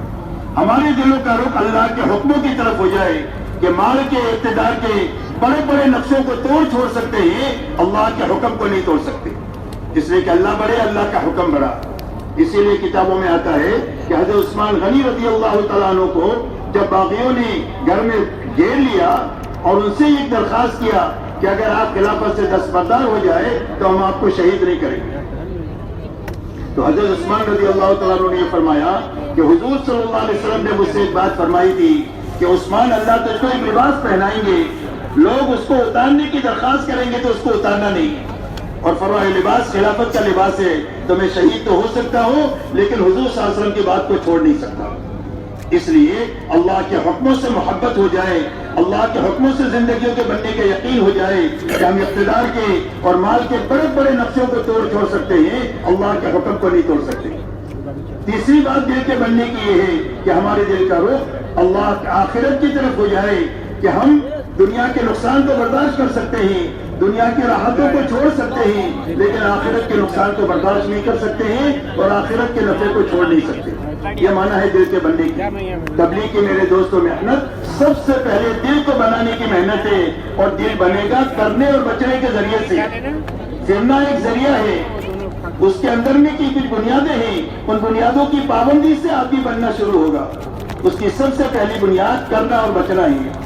کرنے کے لیے اعمال نبوت ہے، اور اعمال نبوت میں سب سے پہلا عمل دعوت اللہ ہے، دین کا سیکھنا سکھانا ہے، اللہ کی ذکر اور عبادت ہے، خدمت اور اخلاق ہے۔ یہ اعمال نبوت ہے جس کی انفرادی اجتماعی شکل ہے، جس کی پابندی سے آدمی بنے گا بھی اور جمے گا بھی۔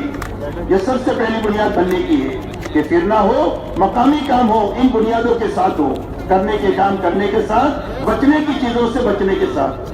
بچنے کی چیزوں سے سوال ہے کہ کسی سے کوئی چیز مانگیں گے نہیں، ضرورت پڑے گی تو اللہ سے مانگیں گے۔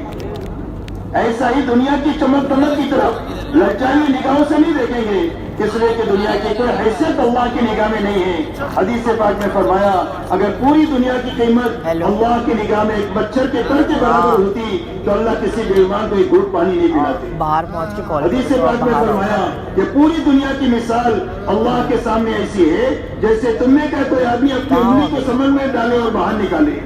انگلی پر آنے والا یہ پانی دنیا ہے، اور یہ کھاٹے مارتا ہوا سمندر ہے وہ آخرت ہے۔ اسی لیے ایک جگہ پر قرآن پاک میں اللہ نے فرمایا کہ جن لوگوں نے اللہ کے علاوہ کو اپنا دوست بنایا ہے، اپنا کارساز سمجھا ہے، مشکل کشا سمجھا ہے، اللہ فرماتے ہیں ان کی اور ان کی جو کچھ جائیدادیں اور ان کے پاس جو ملکیتیں ہیں، اس کی حیثیت ہمارے سامنے مکڑی اور مکڑی کے جالے سے زیادہ نہیں ہے۔ اور آپ جانتے ہیں مکڑی اور مکڑی کے جالے کو ختم کرنے کے لیے لمبی طاقت کی ضرورت نہیں ہوتی ہے۔ اگر اللہ پانی کا ایک ریلا چھوڑ دے تو پوری دنیا اس ریلے سے اپنے آپ کو بچا نہیں سکتی۔ اگر آگ کا لاوا اللہ نکال دے تو پوری دنیا پوری جھلس کر رہ جائے، پوری دنیا کا فائر بریگیڈ اس کو بجھا نہیں سکتا ہے۔ اور اگر اللہ ہوا کے جھونکے کو پھر چلا دے تو پوری دنیا اس سے اپنے آپ کو بچا نہیں سکتی۔ اور اگر زمین کو اللہ ہلا دے تو چند سیکنڈ میں پوری دنیا قبرستان بن جائے۔ اس لیے میرے دوستو اللہ تعالیٰ نے دنیا کی کوئی بھی قیمت نہیں رکھی ہے، اس لیے ہم للچائی نگاہوں سے نہیں دیکھیں گے، اور نہ حرام میں دنیا کی وجہ سے لگیں گے اور نہ حلال کو چھوڑیں گے وہ دنیا کی وجہ سے، بلکہ ہم حلال میں حرام سے اپنے آپ کو بچائیں گے اور دنیا کی طرف للچائی ہوئی نگاہوں سے نہیں دیکھیں گے۔ اسی کے ساتھ اپنی زندگیوں کو اسراف سے پاک کریں گے۔ ہمارا مسئلہ میرے دوستو جان مال کی کمی کا نہیں ہے، جان بہت ہے، مال بہت ہے، لیکن اسراف زندگی میں داخل ہو گیا ہے جس نے ہماری جانی مالی طاقت کو کھا لیا ہے۔ اسراف کہتے ہیں ضرورت سے زیادہ وقت لگانے کو اور ضرورت سے زیادہ پیسہ لگانے کو. آپ کی ضرورت 50 روپے میں پوری ہوتی ہے، 60 روپیہ لگانا ہے، 10 روپیہ اسراف ہے. آپ کی ضرورت 30 منٹ میں پوری ہوتی ہے، وہاں 40 منٹ لگانا 10 منٹ کا اسراف ہے. اور امت کا المیہ یہ نہیں ہے کہ جان مال نہیں ہے، جان مال بہت ہے، لیکن زندگی میں اسراف داخل ہو گیا، اس نے ساری جانی مالی طاقت کو کھا لیا. نہ دعوت کے لیے بچی، نہ عبادت کے لیے بچی، نہ اخلاق کے لیے بچی، یہاں تک کہ بوڑھے ماں باپ کو سنبھالنے کے لیے اور بیوہ بہن کو سنبھالنے کے لیے بھی نہیں بچی. اسراف نے ساری جانی مالی طاقت کو کھا لیا. اسی لیے اللہ والے فرماتے ہیں اسراف کی مثال آگ کی ہے. آگ میں کتنا بھی لکڑی ڈالو سب کو جلا دے گی، اس کا پیٹ بھرے گا نہیں. ایسا اسراف ہے جب زندگی میں داخل ہوتا ہے تو ساری جانی مالی طاقت کو کھا لیتا ہے. اس لیے اسراف سے اپنی زندگیوں کو پاک کرنے کا نام دعوت و تبلیغ ہے. اور کسی کی چیز کو بغیر اس کی اجازت کے استعمال نہیں کرنا. غلط عادتیں ہیں، غیر ضروری عادتیں ہیں، اس سے اپنی زندگیوں کو نکالنا. کرنے کے کام کرنے ہوئے، بچنے کی چیزیں سے بچتے ہوئے اس محنت میں چلنا، یہ آدمی کے بننے کا سب سے طاقتور ذریعہ ہے. اس لیے میرے محترم دوستو، یہ سب سے پہلی بنیاد ہے کہ ہر آدمی کے دل کا رخ اللہ کی طرف ہو جائے، اللہ کے حکموں کی طرف ہو جائے، آخرت کی طرف ہو جائے. وہ اس وقت میں ہوگا جب کرنے بچنے کے ساتھ مقامی محنت میں چلے گا اور نقل و حرکت کی محنت میں چلے گا. اس لیے پہلی غرض میرے دوستو یہ ہے. دوسری غرض دعوت اور تبلیغ کی محنت کی یہ ہے کہ ہر انسان کا فکر بدلے. اس محنت سے آدمی کا محنت فکر کے تابع ہی، جیسا فکر ہوگا ایسی محنت ہوگی. اگر فکر دنیا کا ہے تو محنت بھی دنیا ہی کی ہوگی، اور اگر فکر دین کا اور دعوت کا ہوگا تو آدمی کی محنت آہستہ آہستہ صحیح ہو جائے گی. اور محنت کا صحیح رخ وہ ہے جو حضور صلی اللہ علیہ وسلم نے قائم فرمایا ہے. وہی محنت کا صحیح رخ ہے کہ ہر ایمان والا اپنی جان مال دعوت پر لگائے، عبادت پر لگائے، اخلاق پر لگائے، اپنے ضروریات کے حاصل کرنے میں، پورا کرنے میں لگائے، بقدر ضرورت لگائے، اسراف سے بچ کر کے لگائے. یہ اس وقت میں امت کے اندر میں زندہ ہو سکتا ہے جب آدمی کا فکر بدلے. فکر کے بدلنے کے معنی نہ کمانا چھوڑنا ہے، نہ خرچ کرنا چھوڑنا ہے. تبلیغ کی محنت سے کسی کو کمانا چھوڑنے کا حکم نہیں دیا جاتا اور نہ خرچ کرنا چھوڑ دینے کا حکم دیا جاتا ہے، بلکہ صرف فکر اس بات کا ہے کہ ہر محنت کرنے والے کا فکر بدلے. فکر کے بدلنے کے معنی یہ ہے کہ ایک آدمی کے جوتا بنانے کا کارخانہ ہے یا ٹوپی بنانے کا کارخانہ ہے. یہ شادی میں جاوے یا میت پہ جاوے کیا دیکھے گا؟ کہ بھائی کیا دیکھے گا؟ یہ جوتا دیکھے گا اور یہ ٹوپی دیکھے گا. اس کا فکر جوتا ٹوپی بن گیا. کھاتا بھی ہے، پیتا بھی ہے، بچوں کو پالتا بھی ہے، پڑھاتا بھی ہے، سارے کام کرتا ہے، لیکن اس کا فکر جوتے کا ٹوپی کا بن گیا. بس تبلیغ کی محنت سے یہی چاہا جا رہا ہے کہ ہر محنت کرنے والے کا فکر بدلے، تاکہ فکر بدلنے کے راستے سے محنت کا رخ صحیح ہو. تو فکر کیسے بدلے گا؟ صرف پھرنے سے نہیں بدلے گا، بلکہ پھرنے کے زمانے میں 2 محنتیں کرنے سے یہ فکر بدلے گا. ایک محنت تو یہ ہے کہ ہر ایمان والے سے ملنے کا نظام بنانا. جہاں بھی ایمان والے ملے، گھر پر ملے، دکان پر ملے، کھیت پہ ملے، کیرم کے اڈوں پر ملے، جہاں بھی ملے وہاں ہر ایمان والے سے ملنا اور مل کر اس کو سب سے پہلے ایمان اور ایمان کا نفع سمجھانا، دین پر چلنے کا نفع سمجھانا، بے دینی کا نقصان سمجھانا، اس کو آخرت کی زندگی سمجھانا. اور یہ سمجھا کر ہر ایمان والے کو ماحول کے بدلنے کے لیے اور اچھے ماحول میں آنے کے لیے اس کو دعوت دی جائے اور اس کو وقت لگانے کی فکر کی جائے کہ ہر آدمی غلط ماحول کو چھوڑ کر ایک پاکیزہ ماحول میں آئے اور یہاں آ کر اپنے آپ کو تربیت سے گزارے تاکہ اس کا فکر بھی بدلے، اس کے دل کا رخ بھی صحیح ہو. اس کے لیے ہر ایمان والوں سے مل کر یہ باتیں سمجھا کر نقل و حرکت کے لیے ان کو تیار کرنا. دوسرا، جو ایمان والے کسی وجہ سے نہیں نکل سکے ان کو اعمال مسجد میں لگنے کے لیے تیار کرنا. اس لیے کہ دونوں محنتیں ایک ہی ہے، مقامی محنت بھی وہی ہے، نقل و حرکت کی محنت بھی یہی ہے، دونوں کی غرضیں ایک ہی ہے، دونوں کی بنیادیں یہی ہے. کرنا بچنا ہے، نقل و حرکت بڑھانے کی محنت کرنا ہے، ہر آدمی کو اعمال مسجد سے جوڑنا ہے، اور جو ان کا فارغ وقت ہے وہ جماعت کے ساتھ مانگنا ہے کہ اپنا فارغ وقت آپ ہمارے ساتھ لگاؤ تاکہ مسجد میں آ کر کے مشورہ ہے تو مشورے میں شریک ہو، تعلیم میں ہے تو تعلیم میں شریک ہو، ذکر عبادت میں ہے تو ذکر عبادت میں لگے، خدمت کا موقع ہے تو خدمت میں لگے. غرض یہ ہے کہ جو اعمال جماعت میں نکلنے کے ہیں وہی اعمال مقامی اعمال ہے، ان اعمال میں آ کر کے جماعت کے ساتھ شریک ہو جائے تاکہ اس کے اندر میں کام کرنے کی سوجھ بوجھ پیدا ہو، نفع بھی سامنے آئے. آخری دن میں مسجد وار جماعت ہر مسجد میں بنانا، اس لیے کہ ساری مسجدیں اللہ کا گھر ہیں، اور ان مسجدوں میں اعمال محمد صلی اللہ علیہ وسلم قائم کرنے کی محنت ہے. یہ حضور صلی اللہ علیہ وسلم کی مسجد کے اعمال ہیں, اس کے قائم کرنے کی محنت ہے پوری دنیا میں. کسی بدگمانی کی وجہ سے اگر کوئی بات پیدا ہوئی ہے تو بدگمانی دور ہونے کا راستہ یہ ہے, لوگوں کی زندگیاں بدلے گی تو بدگمانیاں ختم ہو جائے گی. کسی جگہ بے وصولی کی وجہ سے کوئی پریشانی آئی ہے, اگر اصول پر آئیں گے تو انشاءاللہ وہ بے وصولی کی وجہ سے جو پریشانی آئی ہے وہ پریشانی بھی اللہ دور فرما دے گا. اس لیے میرے دوستو یہ دو محنتیں ہیں, ایک نقل و حرکت بڑھانا ہے, ایک اعمال مسجد ہر مسجد میں زندہ کر کے ایمان والوں کو ان اعمال سے گزارنا ہے, تاکہ ان دو محنتوں میں جب جماعت میں نکلنے والے ساتھی محنت کریں گے تو ان کا فکر بدلے گا. یہ تین بنیادوں کو سامنے رکھ کر اپنے آپ کو تھکانا ہے.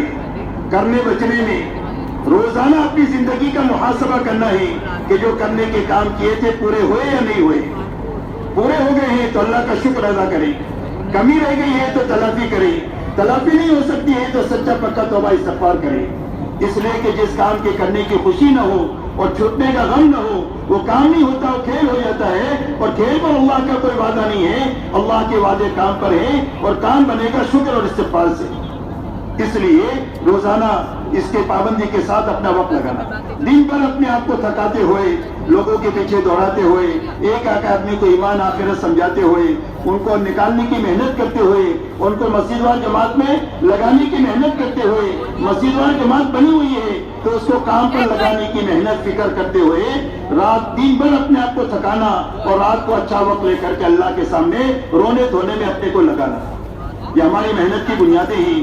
انہی بنیادوں کے ساتھ اللہ کے راستے میں پھرنا اور انہی بنیادوں کے ساتھ اپنے مقام پر محنت کرنا, جس کے نتیجے میں ہماری زندگی بھی بنے اور محنت کی ترتیب ایسی ہے کہ جس کے ذریعے سے ہمارا گھرانہ بنے, ہمارے محلے بنے, ہمارے اطراف کی بستیاں بنے, ہمارا ملک بنے اور عالم کے چپے چپے میں اللہ کی بات پہنچے. ایسا میرے دوستوں محنت کا رخ ہے جو آپ حضرات ہمیشہ سنتے ہیں. اس لیے کہ ایک آدمی جو جماعت پہ نکل سکتا ہے وہ صرف 4 مہینہ نکلے گا اور 4 مہینہ صحیح لگا کر کے جب واپس آئے گا تو زندگی پر کام کرے گا. یہ طاقت پیدا کرنے کے لیے نکلنا ہے. تو طاقت کیا پیدا ہوگی جب اللہ کے راستے میں نکل کر کے جب ان کاموں کے ساتھ اپنا وقت لگائے گا, کرنے اور بچنے کے ساتھ, نقل و حرکت بڑھانے کے لیے ایک ایک ایمان پیش والوں کے پیچھے دوڑنے کے ساتھ, مسجد وار جماعت بنانے کی محنت کے ساتھ, بنی ہوئی جماعت ہے اس کو کام پر لگانے کے ساتھ, اور دن بھر اپنے آپ کو تھکاتے ہوئے رات کو اچھا وقت لے کر اللہ کے سامنے نماز میں, دعا میں, آہوزاری میں, اپنے لیے, پوری امت کے لیے اور پوری انسانیت کے ساتھ دعا میں لگائے گا تو اللہ تعالیٰ اس کی برکت سے زندگی بھر کام کرنے کی اس کو طاقت عطا فرمائے. اس لیے کہ کوئی آدمی زندگی پر نکل نہیں سکتا اور نہ زندگی پر نکلنے کی دعوت ہے. یہ دعوت ایک بات کی ہے کہ وہ طاقت پیدا ہو جائے, واپس آ کر اپنے مقام پر کریں. پھر اللہ ہمت دے تو ہر سال میں 40 دن لگائیں تو اور مہینے میں 3 دن لگائیں, روزانہ کام کریں 2.5 گھنٹے کے ذریعے سے, تاکہ جو چیز حاصل ہوئی ہے وہ باقی بھی رہے اور بڑھتی رہے, اس میں کمی نہ آئے. یہ محنت کا ایک ایسا طاقت اور اللہ نے دیا ہے.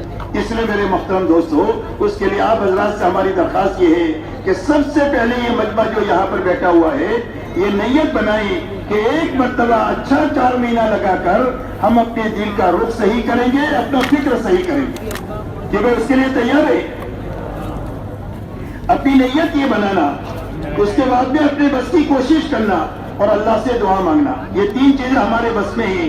جب ہمارے بس میں ہم کر دیں گے تو ہمارے بس میں نہیں ہے وہ اللہ کر دیں گے. اس کے لیے میرے محترم دوستو, ایک تو 4 مہینے کا سارا مجمع ارادہ کریں کہ جلدی سے جلدی 4 مہینہ لگا کر اپنے دل کا رخ صحیح کریں گے, اپنا فکر صحیح کریں گے. جب دل کا رخ صحیح ہو جائے گا, فکر صحیح ہو جائے گا تو مسلمان کا کوئی کام دنیا نہیں ہے, سارے کام دین بن جائیں گے. دعوت کا کام کر کے اللہ سے قریب ہوں گے, عبادت کر کے اللہ سے قریب ہوں گے, کمانے میں مشغول ہو کر اللہ سے قریب ہوں گے, بیوی بچوں میں رہ کر اللہ کے قریب ہوں گے. ہر کام دین بن جائے گا. شرط یہ ہے کہ دل کا رخ صحیح ہو جائے اور فکر صحیح ہو جائے. اس کے لیے اچھا 4 مہینہ لگا کر کے پوری زندگی اس محنت کو کرنا ہے. اس کے لیے اب آپ حضرات سے درخواست ہے کہ 4 مہینے کے لیے جو حضرات اس اجتماع سے نقد جانے کے لیے تیار ہے وہ کھڑے ہو کر اپنے آپ کو پیش کریں کہ انشاءاللہ نقد ہم جانے کے لیے تیار ہیں. اس کے بعد میں آپ حضرات کے سامنے آگے کی کچھ تشکیلیں ہیں, اس تشکیل جب تک پوری نہ ہو جائے جب تک آپ سے درخواست ہے کہ سارے ساتھی تشریف رکھیں. تشکیل پورے ہونے کے بعد دعا ہوگی, دعا کے بعد آپ تشریف لیں. اللہ تعالی ہمارے سب کے لیے آسان فرمائے. جی بتائیں.